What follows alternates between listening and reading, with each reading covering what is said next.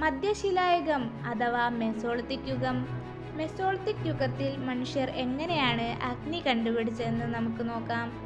2 കഷ്ണം കല്ലുകൾ ഉരയ്ക്കുമ്പോൾ അവയിൽ നിന്നും തീപ്പൊരി ഉണ്ടാകാനുള്ള നല്ല സാധ്യതകളുണ്ട്.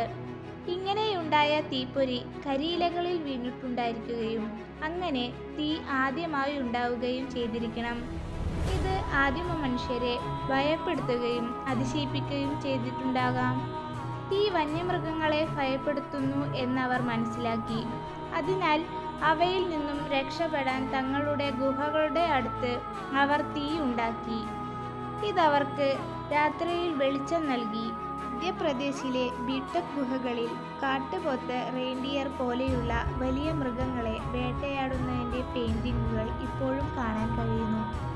തീയിൽ പാകം ചെയ്താൽ ഭക്ഷണം മൃദുവും സ്വാദിഷ്ടവുമാകുമെന്നവർ മനസ്സിലാക്കി.